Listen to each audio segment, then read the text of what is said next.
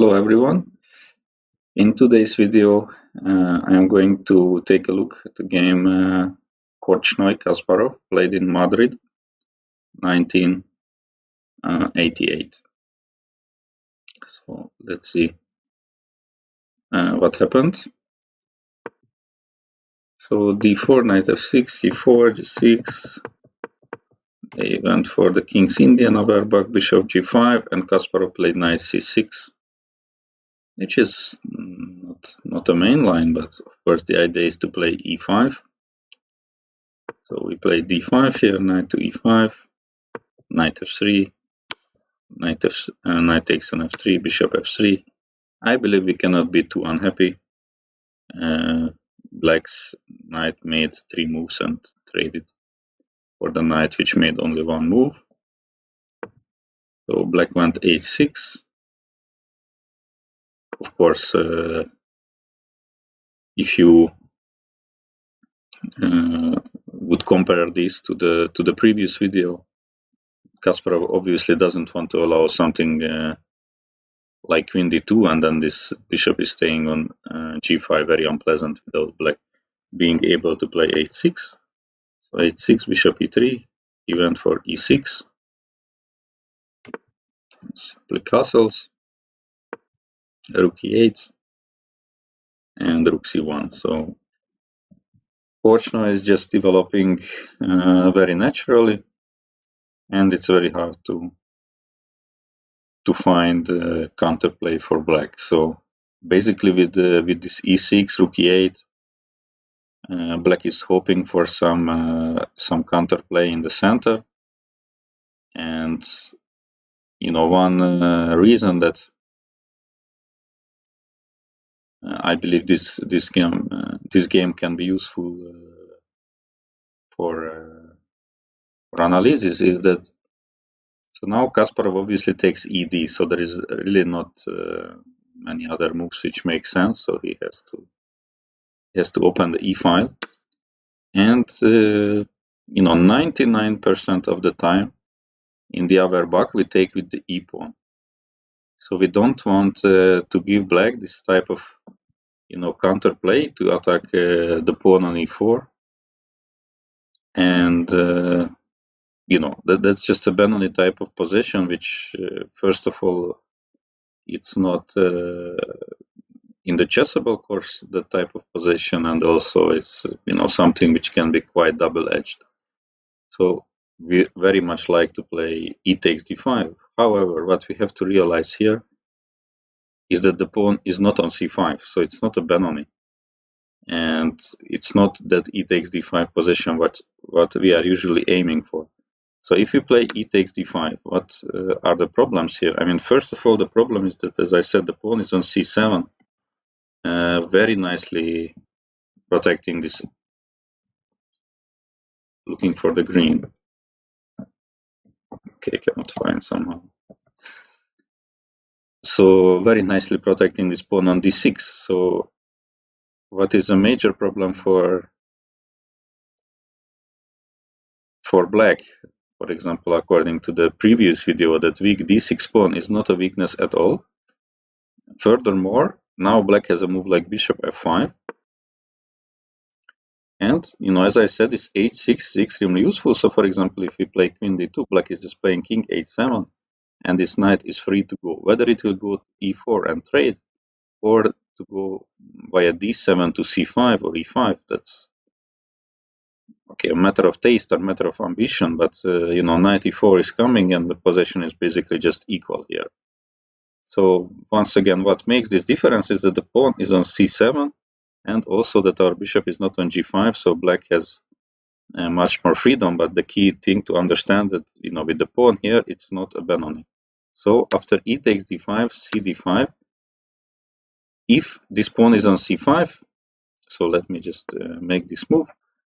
Let me make some normal move for white, like rook e1. Then I like black's position here. I mean, black is not better or anything, but he has the normal Benoni playing for b5, or if not, then knight d7, c4, knight e5, knight c5. So the typical ideas which we normally want to avoid. But okay, just something to show. So for example, if here we go a4, then I believe, not 100% sure that it works, but black may play b5, and this is exactly the idea of Kasparov here, to put pressure, take, knight takes, and then knight takes on e4, and excellent trade for black. Very active pieces, bishop is also coming out, and so on. So we have to be careful, but once again, the pawn is not on c5, so that's the whole story here, but it's a backward pawn, which can be attacked by moves like knight b5. So what Kasparov did here is c5 right away. So of course, he wants to play that Benoni position. I mean, there is no question about it. But the move objectively is not good. But the position is at the same time also very difficult. So what else?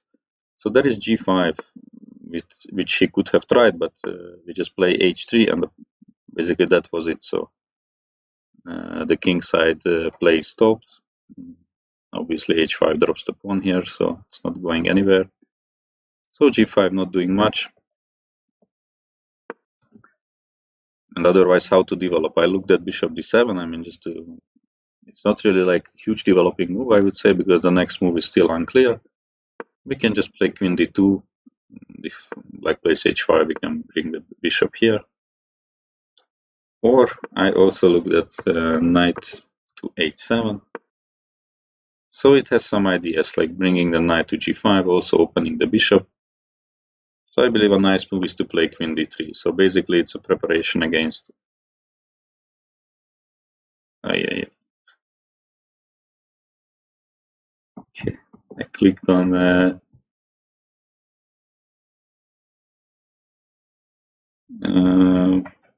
the backwards arrow, unfortunately. So it's I again have to learn how to record videos, it seems like. Okay, so queen d3, preparation against knight g5, because now the queen and knight protecting the pawn on e4, so we can calmly remove this bishop.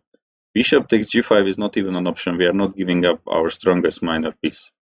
So it's not, and to make that g7 bishop a beast, if we never can trade it. So we just play bishop d1.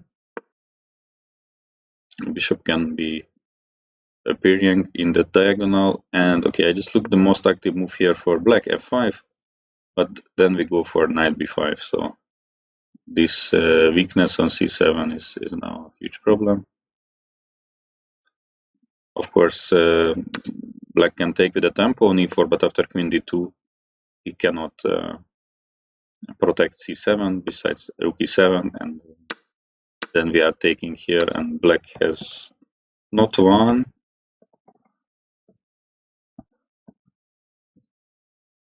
not two, but three weaknesses here. So not good for black. So rook e7 I looked at, and here we have two good solutions even. E takes f5 is the simpler one and probably the better one here. So e5, bishop takes, and we play queen b3, let's say. And black has problems with all of these 3 pawns. Maybe our next move is knight d4 to hit the bishop here, to hit the pawn on b7. And black has nothing going on in the king side. Our king is completely safe. So this is very bad, and there is a nice move also. So rook e7, e5. This is more of the spectacular move. So of course the main point is, if the bishop takes, then we have f4. Forking. So not good. Rook takes, and of course c7 is the problem. So, and if the d pawn takes, then we have queen c4. So this diagonal is opened up, and we are also attacking on c7. So pretty much hopeless position for black here. Therefore, on e5, the best is to play a6 intermediate, but we also take intermediate. C takes d6, and even now we don't have to retreat, but we have nice move queen a3, pinning the rook, and at the same time attacking the weakness on d6. Nice position for white, but again, I believe simply taking f5, queen b3 is good enough as well. So Quite understandably, Kasparov didn't like these options. He went for c5, and you can stop the video a little bit if you want, but I hope not for long, since our move should be almost an automatic one. We don't want Benoni, we want weaknesses for black. So en passant, b takes on c6. So now we have better structure. Black has 3 pawn islands, and especially these d6, c6 hanging pawns can be, under immediate pressure. We also have a slight edge in the development. And Kortschnoj, played a very thematic move, which is absolutely in our plans here. But it was a little bit too early, so he played e5 right away. He could just made this idea much stronger, and Kasparov is in huge trouble. So basically, queen d2, which is the most natural move, and I don't see anything for black here. Black is in a huge trouble. So we have a lot of ideas here. First of all, we attack h6. We are preparing to play rook d1, and then how is black going to protect d6? And we still have e5 move as an idea, and then with bishop takes c6 to follow. So I simply cannot find anything here for black. Obviously, if black is doing nothing, then we are taking h6. If black is trying to be smart to counter-attacking on b2, the problem is that the bishop is not only looking this way, but also that way. So that's a free pawn for us, not possible. So if h5 or king h7, pretty similar, then we play e5. So if black takes with the pawn, then obviously we are not taking the queen, but we play bishop c6, forking also the rooks and winning an exchange. Completely lost. So black has to take rook takes e5, bishop takes on c6, rook b8, and bishop takes on a7. Game is pretty much lost. We have connected passed pawns and an extra pawn, and black has one more weakness. So this is just, especially in the level we are talking about, Kortschnoj and Kasparov, this is lost. So, and what is the difference? The difference is that the queen is covering b2 compared to the game. You will see this idea. And another move, if again black is trying to make an intermediate move, but it's very simple. We just take bishop takes on f1. Let's say bishop f3. Bishop has to move away, and again we are picking up the second pawn. So I believe only after 15 moves of play, Kortschnoj could have achieved a very close to decisive advantage with queen d2. So he went with e5 instead. Rook takes on e5, and he played bishop f4. So the problem here is that, it's not like a huge problem, but after bishop c6, it's a huge difference, rather than after rook b8. If we would take on a7, then since the queen is not on d2, this is just a good trade for black. Material is getting less and less, and he's not down a pawn. So this is good. However, even if black plays rook b8, we don't want to trade weak pawn for strong pawn here. We again play some move like queen d2, or I looked at bishop d4, for example. So bishop d4, rook goes back, and some queen d2. The position is still very unpleasant for black. Rook d1 is coming, and many weaknesses still. So this is still was very, very promising. So instead, bishop f4 was played. Rook e6, bishop c6. In general, this bishop f4 is not something I like so much, because this bishop can be very strong. So this in the long diagonal, it can put some pressure. So this bishop on d4 could be a nice, neutralizer of that bishop, so to say. So anyway, bishop f4, rook e6, still better for white. Bishop c6, rook b8. Now queen d2. Also now we can see a drawback of this thing. So far black had to lose time with protecting this h6 pawn, but now he's not really losing time because g5 is a tempo on the bishop. Bishop g3, bishop a6, and rook f1 was played. Yeah, and the position is already fine for black here, but Kasparov made a mistake, which, you know, it doesn't really look like a mistake. It looks like a very human move, but yeah, the position is pretty complex, and in that he probably misevaluated something. So if black is just taking on e1, rook takes on e1, and then queen b6. So black is active, attacking the bishop, attacking the pawn. So let's say bishop f3, queen b2, queen takes on d6, attacking a6 and b8, but black has rook b6, and the position is just equal here, equal material, and both sides are pretty active. Instead, he went rook c8, and Kortschnoj returned the favor. He played bishop to f3. Actually, this type of position is so rook e6, f e6. Of course, it can be double-edged, but since black's king is not that safe, and I mean it's a little bit open, and it's quite hard to push the central pawns. Of course, it all comes down, like, if in a good fashion black can push these pawns, black can be very much fine. So just imagine something like pawn to d5, other one to e4, and bishop on d3 or something like this. That could be quite nice, but black is very far from achieving anything like this. So for example, if he's pushing d5, then we can immediately, you know, go to this weakened square and bring the rook to d1 or e1, and the pawns are blockaded. And similarly, if other pawn goes, this even looks very bad. Now bishop b3 check, for example, and these squares are weak, this bishop is closed, white is better here. So rook e6 was better, bishop f3 was played, d5, and Kortschnoj played knight takes d5. After that, the game was pretty much a forced draw.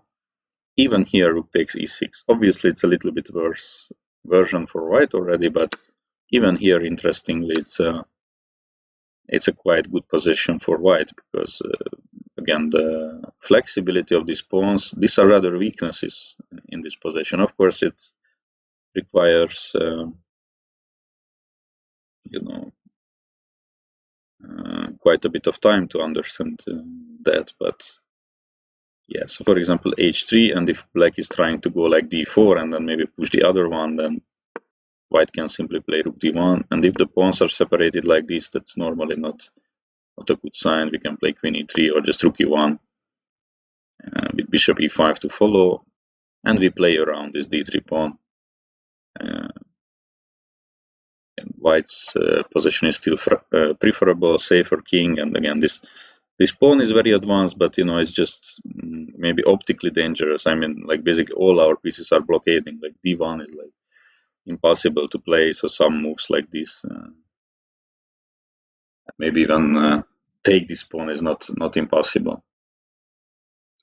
So instead, Kortschnoj played knight d5, but it just led to massive exchanges, and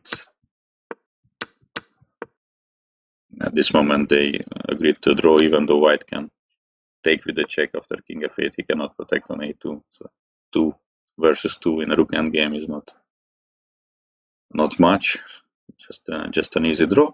So in any case, a short game, but quite interesting one for us. Kortschnoj missed a big opportunity here to beat Kasparov.